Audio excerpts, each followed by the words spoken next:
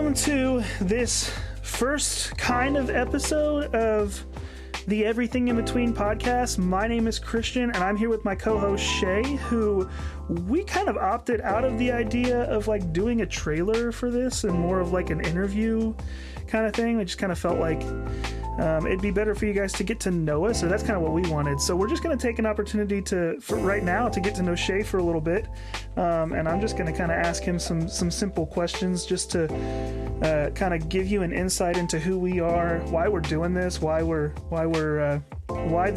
started this venture in the first place, and what it's all about. So we'll just kind of start there. Schae, if you just want to like tell me a little bit of like, well, not tell me, I already know plenty, but like tell everybody listening a little bit about yourself, the background, kind of how you ended up here in this venture with me. I grew up in northern Michigan and found my way down to Grand Rapids, where I eventually met my wife. And that brought me down to the Chicagoland area. Through that, I think Christian found his way up to our area. We became pretty good friends. I mean, this is smashing in a whole bunch of years into a very short, brief synopsis, but between the two of us just worshiping together on the worship team at the church that we both attended, that Christian was also the worship leader at for a minute, I think he and I got pretty close, and then we got to a point where it was just, we wanted to keep something rolling, he and I, after he moved on from the church that we were both at. And we started a Bible study that kind of turned into hey, these conversations aren't too terrible. And we'd like to maybe venture on and see what doesn't happen with maybe throwing some recordings in, asking some bigger questions, and digging in a little bit deeper into all the different things that we run into on a day-to-day basis as young fathers. I mean, I guess that's the other thing I could add in, is we'll call it relatively brand new father, 4-month-old daughter, figuring out all those joys. That's pretty new. So, I mean, compared to most, so it's still figuring out all the intricacies of that. And I'm sure as a father of a slightly older child, you can agree that there's no shortage of new things to figure out, new and exciting things to roll on through each and every day of being a father. But it's been fun. Yeah.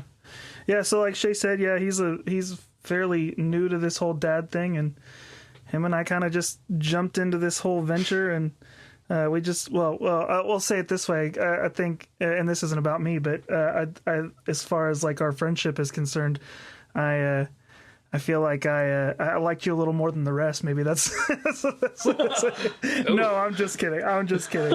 Totally kidding. Schae's just average. Just clicked a little bit better. Yeah, Schae's just average, so it is.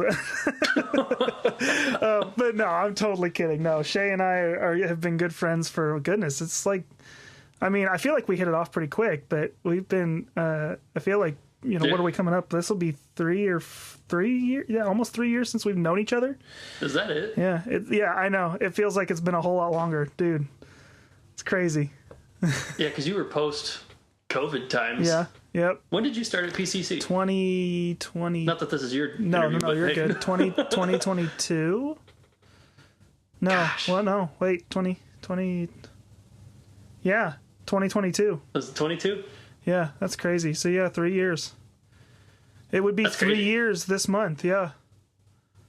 Yeah. No kidding. So, holy cow. Okay. Yeah, which is crazy. Anything after it feels like post-COVID life just blurs together. Exactly. So it's like it feels like a million years, but at the same time, it's like, no, that was only 3 years ago, and you just go, holy crap. Yeah. No, it's true.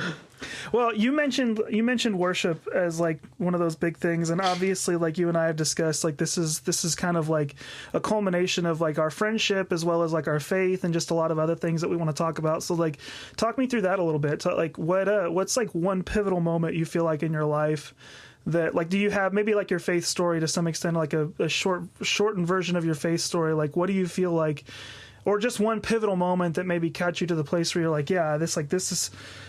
I feel like I could enjoy something like a podcast, or I feel like I can enjoy leading worship or whatever. Like, what's one big pivotal moment that you feel like kind of shaped who you were just as a person in general in your life?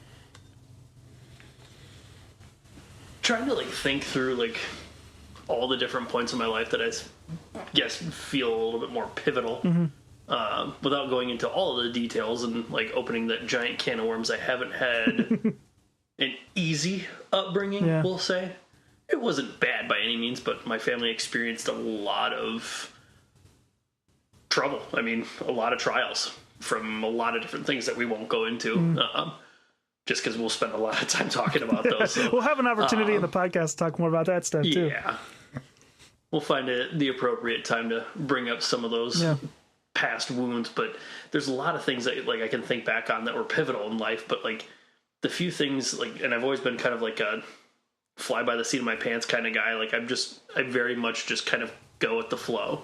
I'm not one to stand out in front of a lot of people, which is funny because I'm part of a worship team and standing up in front of a lot of people on a regular basis and leading songs, which is very much stepping outside of my comfort zone, which even that could be a pretty good pivotal moment of like, not so much my finding of faith, but like stepping deeper into those waters and expanding my faith, and taking that risk and stepping way outside of my comfort zone. Like the idea of me singing in front of somebody or a lot of people was not always on my radar, especially because there's other events that like kind of like pushed me away from it. Like at a different church I attended, I asked if I could try out for or like hang out with the worship team. I'm like, hey, I can kind of sing. I'd love to give it a shot. And they're like, oh yeah, totally. We'll get a hold of you.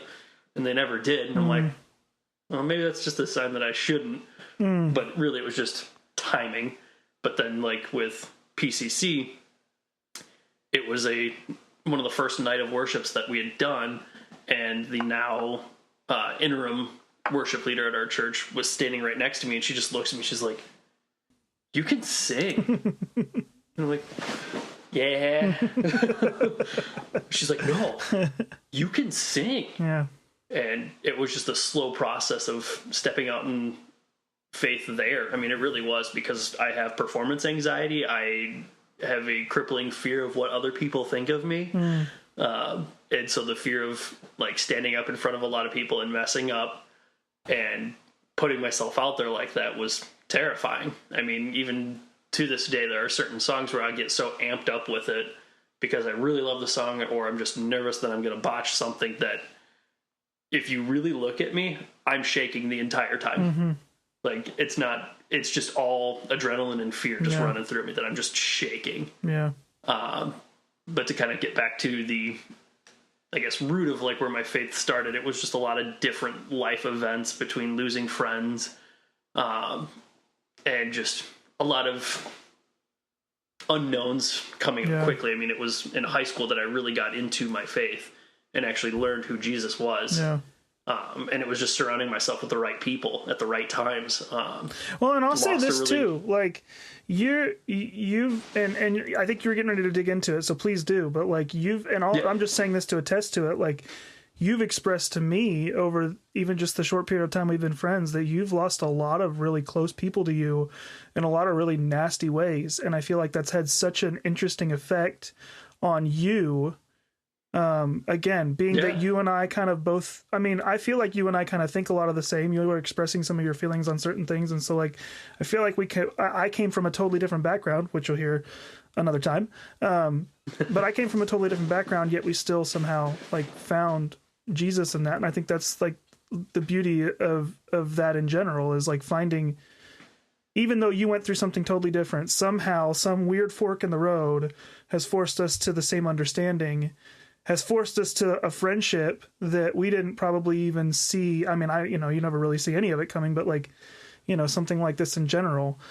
So I think like, and I'm really excited to like dig into that with you, like in the future.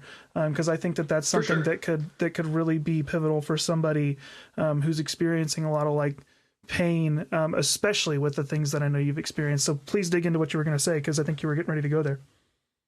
Yeah. Like, at that time, like it was just the right timing. And then kind of to your point of like how everybody's faith journey is different, but it all leads to the same place. Like I think God sets a lot of things in your way to direct you to where you are supposed to be. Everybody wants to, or I had a youth pastor that would say it too, that he was just like, everybody wants to give Jesus a nickname or give God a nickname, and it's coincidence. And he's like, I don't believe in that. That's Things happen for a reason. Like, and it's always one of those things like you look back and like with the gift of hindsight, and like everything's 2020. You look back and you go, oh, I get why you did that now, God. I understand. Like at the time, like you're fighting him every step of the way, going, God, what are you doing? Like this isn't it. This isn't what you want. Like this isn't what I want. Yeah. This isn't good. And God just kind of tests our patience at that point. It's just like, just give me a minute. Just let me do what I'm doing. Let me show you what is on the other side of this. Just keep going. Yeah. And I think it's tough for a lot of people in that sense to lose friends at young age. Like losing a bunch of my friends in high school to accidents, that it's one of those really tough things. I'm like, God, what is happening? Yeah.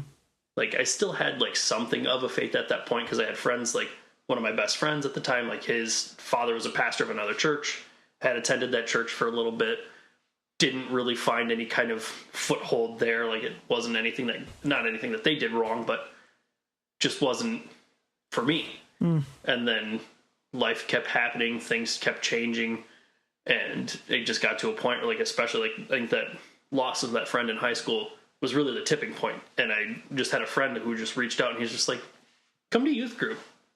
We have a lot of fun. And I'm like, I like fun.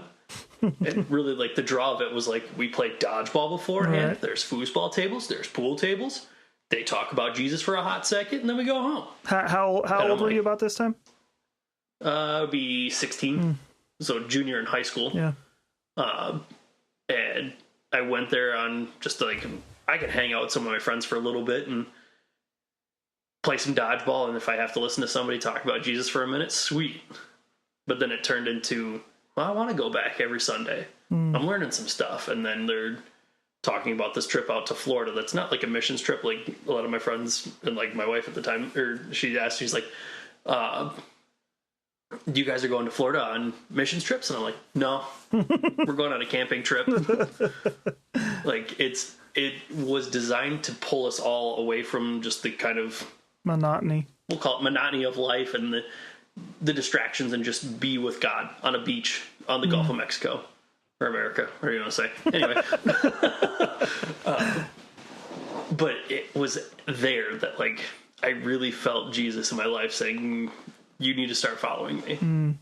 Like now's the time, and it will be burned into my memory forever. I went up to he wasn't a pastor. He's just a youth counselor, a guy that like volunteered with the youth group.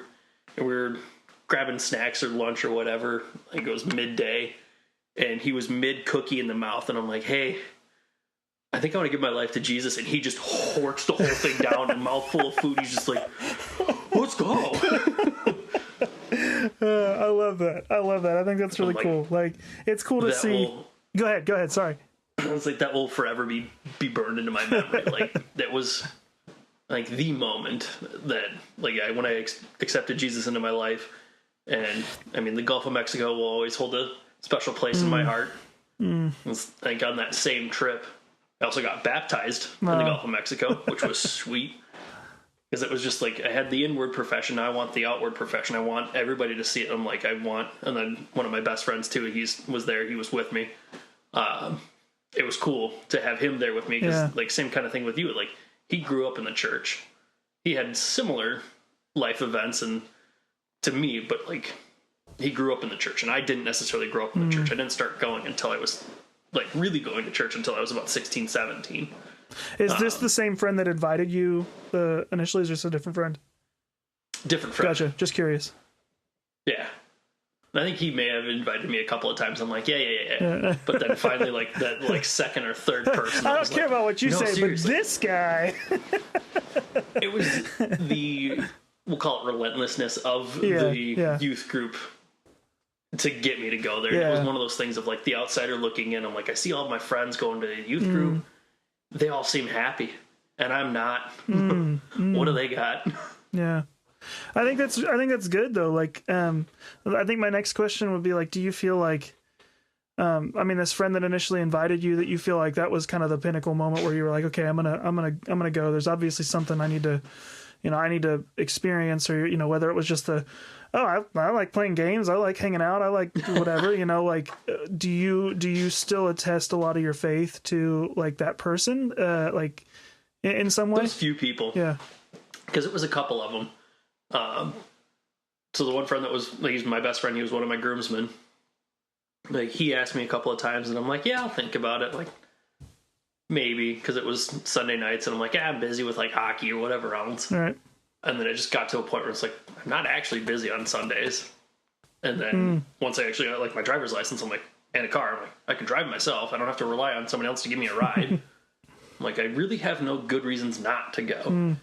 And I remember talking with another friend. So, like, there was probably 3 or 4 different individuals that all regularly went to this youth group that were kind of like passively like, hey, come to youth group, we have a lot of fun. Hey, come to youth group, we have a lot of fun.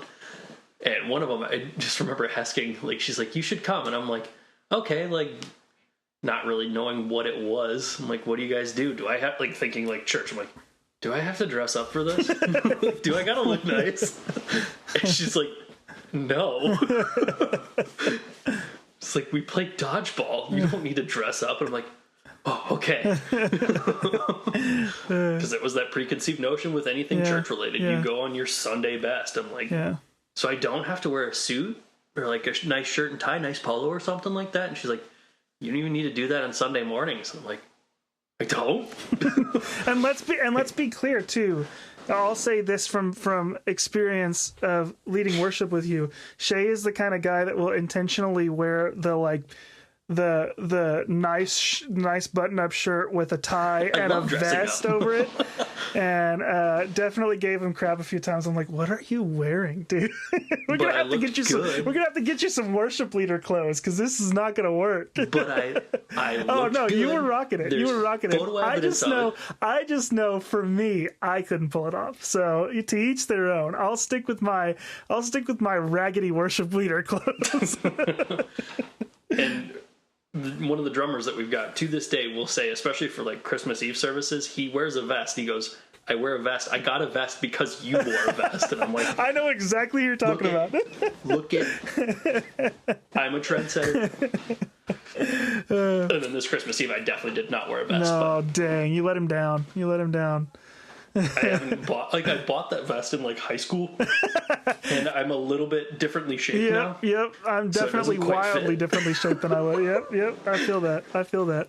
Well, you said it earlier. You mentioned something about hockey, and I'm glad you did, because I wanted to bring that up. So, what's the? I know because obviously we're friends, and I've been to several games. But tell us a little bit about your background with hockey. It's been, I guess, the other part of my personality. I think what people associate me with most, outside of, hopefully, Jesus, but maybe we're making that shift now. Anywho, we'll attribute that to not being brought up in the church my entire life, but I was definitely brought up in an ice rink my entire life. Started playing hockey when I was 4 and never looked back. It was, what would be 4 days a week, all the way through, like, up till high school. Like, just playing house league hockey growing up. It was Tuesday, Thursday practices, and then 2 games on Saturday, 2 games on Sunday. I am sorry, parents. Monopolized every weekend from October to March. And then spring season hockey started, and it was at least, I think, just 1 day a weekend, but still monopolized a lot of their time and a lot of their money. So thank you so much, parents, but also sorry. Well, and now you're playing in which myself and one of our other friends like to give him a hard time about this, but he's in another league, not because of what it's, well, I guess because of what it's called, but not because of what I think most people would assume the reasoning is you're in a league called Beer League. And we drink beer. Yeah, you drink beer on a regular basis, which is fine.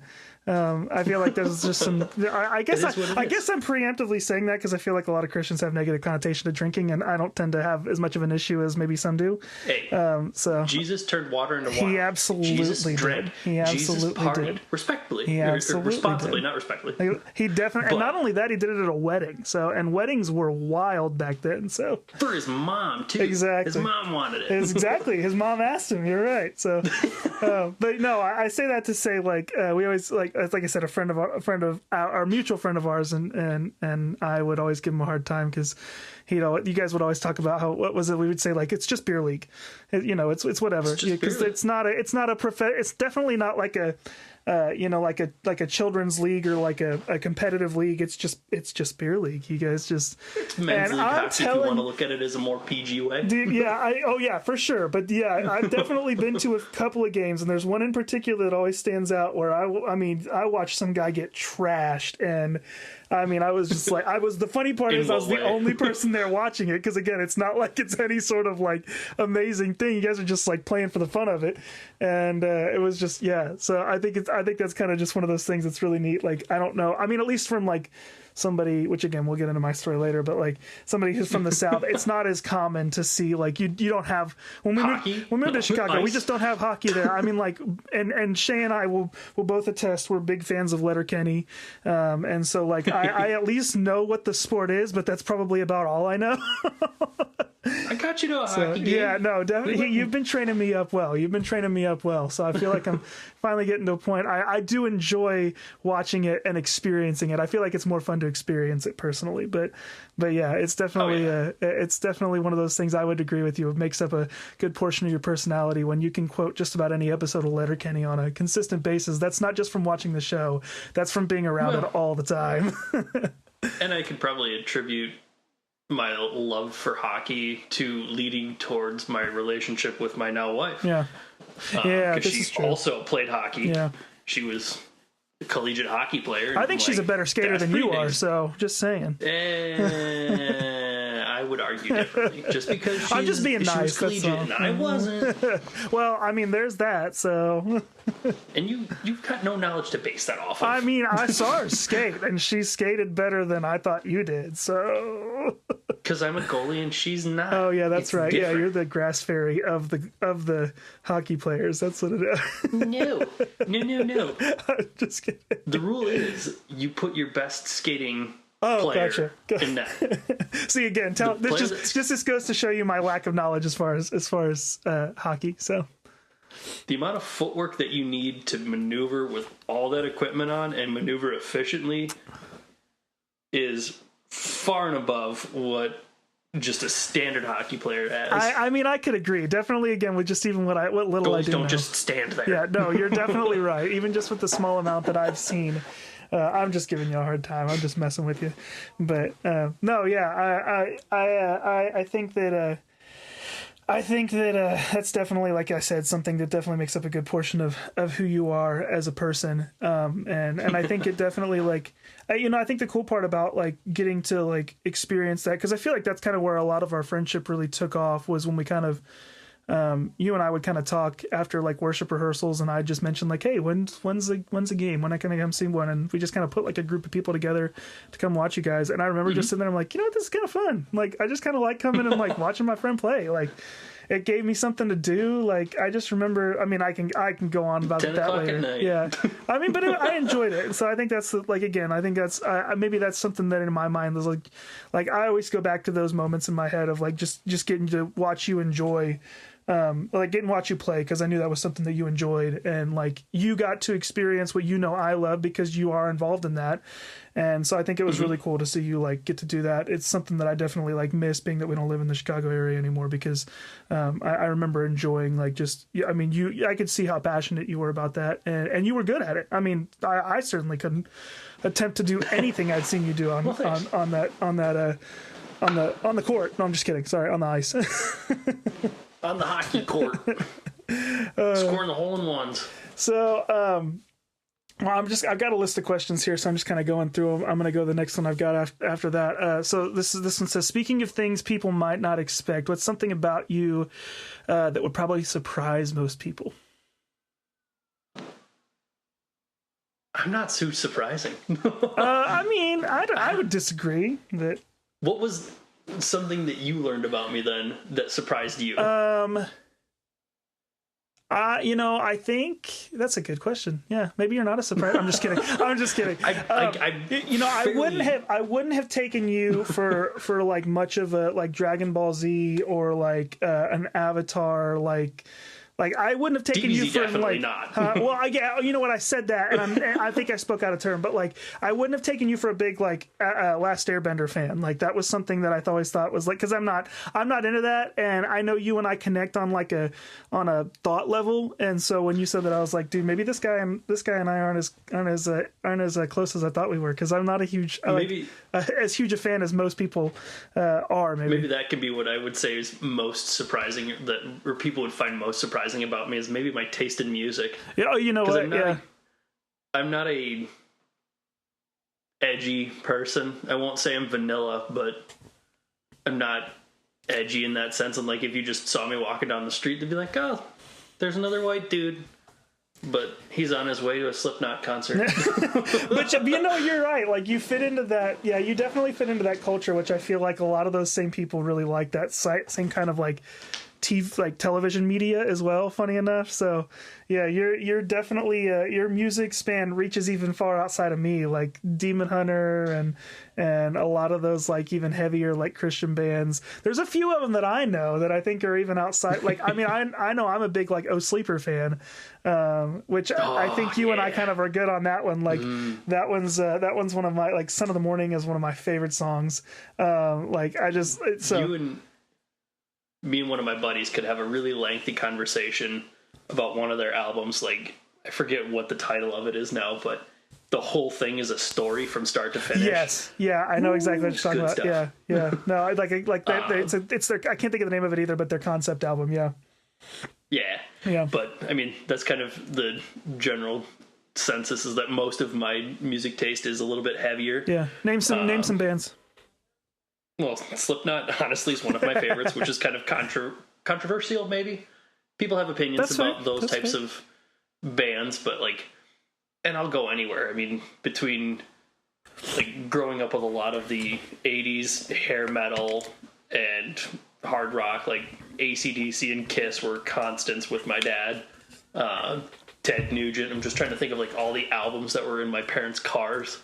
Right. Like, I feel that. That's the way I do, too. I remember seeing Ted Nugent, AC/DC, Kiss, Collective Soul's one that was always in there. Dude, love some good Collective Soul. My mom was a big fan of Billy Joel, Billy Idol, and then, like, you stem out a little bit, even, like, she had Garth Brooks Double Live in her car, so, like, there's country in there.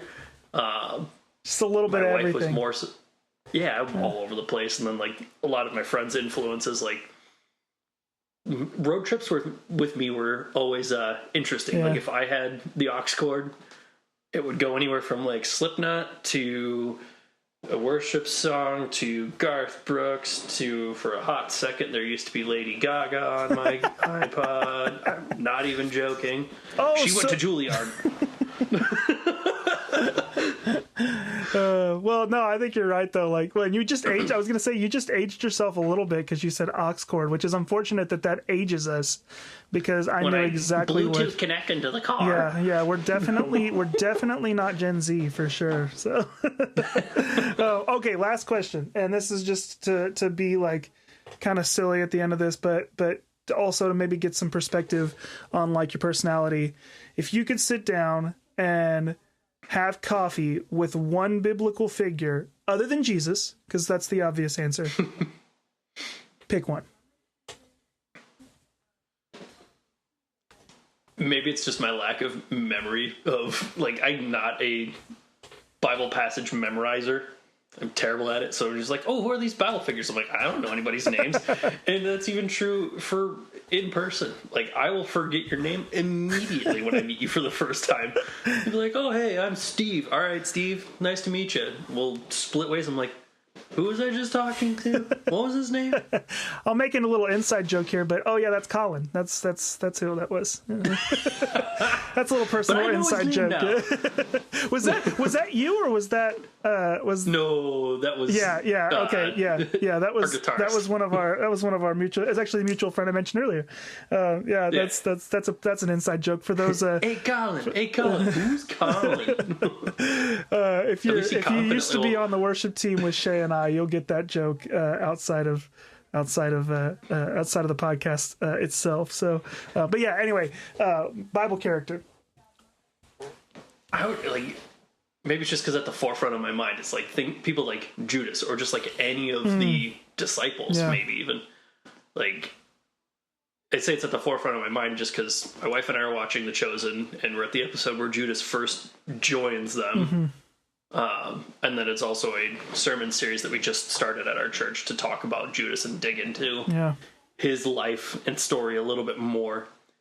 And honestly, I think that I might even still hold on to it just because it's very fascinating to think about watching The Chosen. And I think you've said it numerous times that it's very cool to watch The Chosen and kind of get more of a visual of the stories that are in the Bible. Yeah.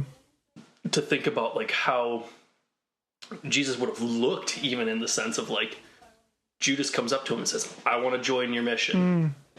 And both my wife and I looked at each other afterwards because you could see it on his face. And I think that's what they're trying to convey of he knows already. Yeah. He already knows. And it's just you want to join? Yeah. Why do you want to join us? Yeah.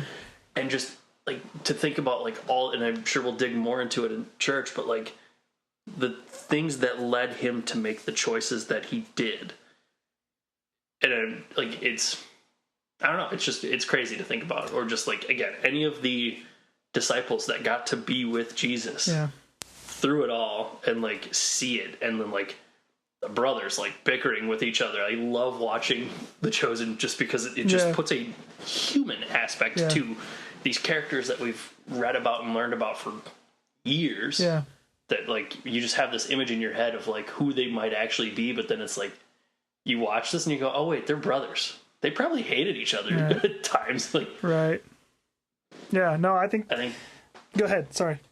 No, I think any of those would just be awesome. To kind of.